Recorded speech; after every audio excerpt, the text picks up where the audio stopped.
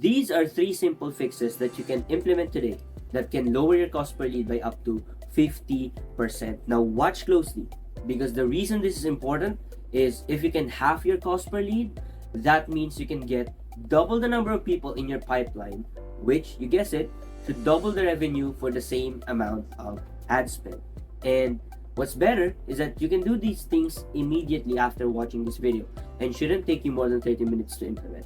So, are you ready? Let's start with the first technique, which is not preserving your social proof. Did you know that ads with many likes, comments, and shares get better results compared to those without? In the world of media buying, we say that social proof is king. People are more intrigued to interact with your ads when other people are interacting with your ads. In that case, you should always strive to preserve your ads, likes, comments, and shares whenever possible. Now, you should do this tweak, which only takes an additional 2 minutes and will both, number 1, preserve the social proof in your ads, and number 2, have them accumulate at the same time. And that is by using Facebook post IDs. It works this way. You have one source ad, then after publishing it, you will get the original generated post ID, put them in the other ads, then you can start duplicating. That way, all engagements funnel only to the original ads.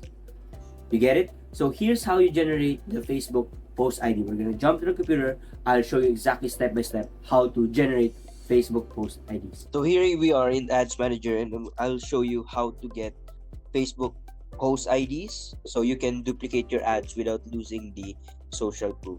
So our goal is to duplicate this specific ad here. And if you do it the old way, if you just duplicate this one, right? See, so we'll just rename it as a duplicate. This is a photo one duplicate. If you try to publish this, the problem is it doesn't accumulate the social proof.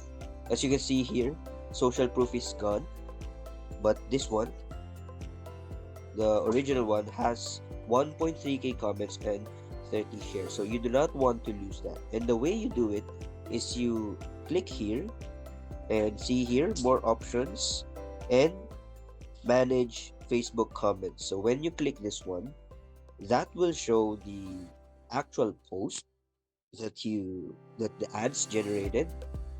You can see here all of the comments here, and our goal is to get this code here. You can see here PFBID until the end. So that's post Facebook ID. You get that link until the end, you copy it, then you go back to the duplicated one. See, this one's a duplicate, and instead of using create ad, use existing post, and see there's a button here, enter post ID, and you want to paste your PFBID link here. So I pasted it here, click the check mark, wait for it to load, and as you can see,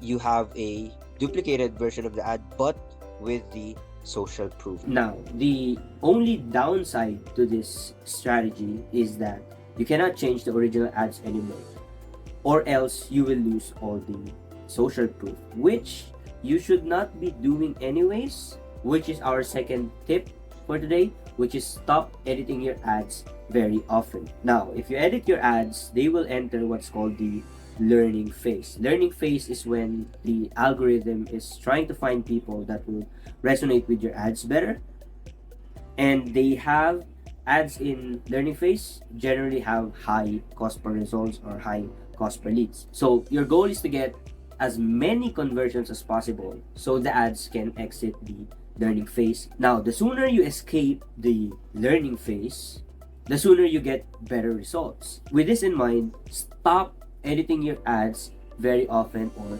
frequently. In fact, you should never ever touch a working ad or any active ads at all, especially those who have good results or have good conversion rates. You should never touch. What if you need to edit something or you need to revise something in the ads? What you can do in this case is to duplicate the existing ad, Make your changes onto the duplicates. That way, you are not changing the original ones.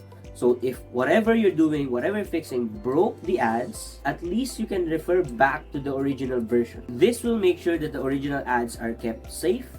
The data is there. You can go back to it anytime. Plus, if you don't need it, you can simply turn the old ones off and keep the new ones on. The last fix today is testing only one thing at a time. Now, this is what separates the intermediate media buyers onto the advanced media buyer. Professionals know only to test one thing at a time.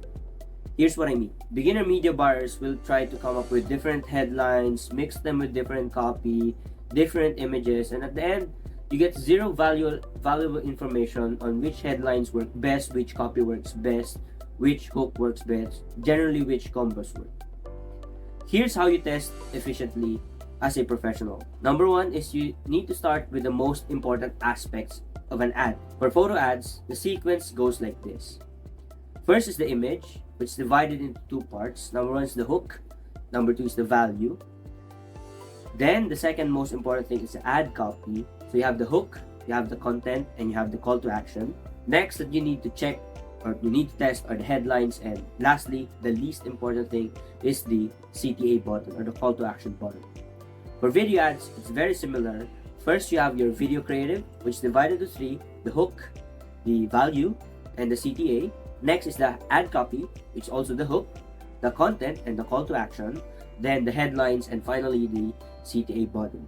At the end of the test, you know exactly which headline works best, which copy works best, which value works best, and you can combine them all together to create a super ad. And this is what I call super ad, because these types of ads, the best ones, you can run them for years, 2 to 3 years, and they'll always be in KPI. Now, once you've created that super ad, then you can test different audience pockets. You will go business, you will go car detailing, you will go auto detailing. Only then will you test onto different audiences once you have a proven creative that works, because there's no use running ads, running bad creatives onto different audiences. Those are 3 things that you can do that will literally have your cost per lead. Trust me, I tried this onto my campaigns, and the cost per lead went from $7 to $3, from $10 to $5, and so on and so forth. So if you're running an agency, or if you're a media buyer, or if you're a company, try these 3 simple fixes, and I guarantee you will see better results in your ads. So